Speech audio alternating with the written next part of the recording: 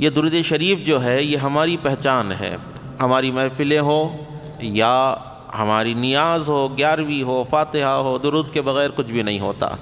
اور اللہ کے نبی صلی اللہ علیہ وآلہ وسلم نے ارشاد فرمایا کہ قیامت کے دن وہ شخص مجھ سے سب سے زیادہ قریب رہے گا جس نے دنیا میں مجھ پر زیادہ درود پڑھا ہوگا.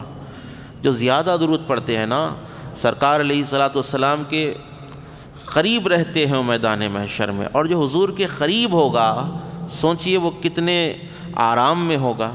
جو سرکار کے ساتھ ہوگا، جو سرکار کے قدموں میں بیٹھا ہوا ہوگا میدان محشر میں، سوچئے اس کی عظمتوں کا عالم کیا ہوگا. اس لیے درود شریف پڑھنے کی عادت ڈال لیجئے، درود شریف پڑھنے کی عادت ڈال لیجئے. کیونکہ جو کثرت سے درود شریف پڑھتے ہیں نا، اللہ تعالیٰ ان کو قبر کے عذاب سے بھی محفوظ فرما دیتا ہے. اللہ تعالیٰ ان کو بری موت سے بھی، ہلاکت والی موت سے ان کی حفاظت فرماتا ہے. درود شریف اگر آپ پڑھتے ہیں نا تو اللہ تعالیٰ آپ کے رزق میں برکت عطا فرما دیتا ہے. درود شریف اگر آپ پڑھتے ہیں تو اللہ آپ کے کاروبار میں برکت عطا فرما دیتا ہے. اللہ آپ کو صحت کے ساتھ رکھتا ہے، اللہ آپ کو پریشانیوں سے دور رکھتا ہے. عرض کرنے کا مقصد یہ ہے کہ بے انتہا فضیلت درود پاک کی ہے. ایک شخص اللہ کے نبی کی بارگاہ میں آیا اور عرض کرنے لگا، یا رسول اللہ، میں آپ پر درود پڑھتا ہوں. کہا کیسے پڑھتے ہو بتاؤ. اللہم صلی علی محمد. اللہ کے نبی نے ارشاد فرمایا تم نے ناقص درود پڑھا ہے، یہ درود قبول نہیں ہوگا. کہا کہ یا رسول اللہ، اللہم صلی علی محمد، اے اللہ ہمارے نبی حضرت محمد پر درود بھیج، رحمت نازل فرما، سلامتی فرما. کہا کہ تو نے ناقص درود پڑھا. اللہ کے نبی علیہ السلام نے ارشاد فرمایا کہ کسی نے مجھ پر درود پڑھا اور درود میں میری آل پر درود نہ بھیجا تو اللہ اس کے درود کو قبول نہیں فرماتا.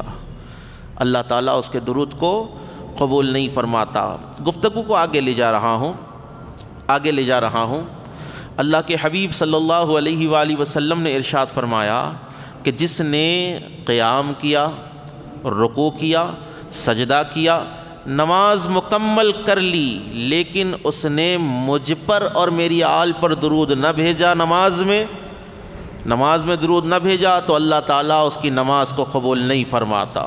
تو اتنی امپورٹنٹ چیز ہے اہل بیت کی محبت، جو آپ فرض پڑھے تو اہل بیت پر درود پڑھنا آپ واجب ہے. نفل پڑھیں، سنت پڑھیں، شکرانہ پڑھیں، صلاۃ و توبہ پڑھیں، نماز عید پڑھے، یہاں تک کہ آپ نماز جنازہ پڑھ رہے ہیں وہاں پر بھی نبی پر اور نبی کے ساتھ ساتھ آل نبی کے اوپر، سرکار کے گھرانے پر درود پڑھنا آپ کے اوپر لازم ہے، آپ کے اوپر لازم ہے. کیوں؟ نماز کا جو مغز ہے نا، نماز کی قبولیت کا درجہ جو ملتا ہے نا، وہ سرکار پر اور آپ کی آل پر درود پڑھنے سے ملتا ہے. آج کل لوگ شارٹ درود پڑھ لیتے ہیں.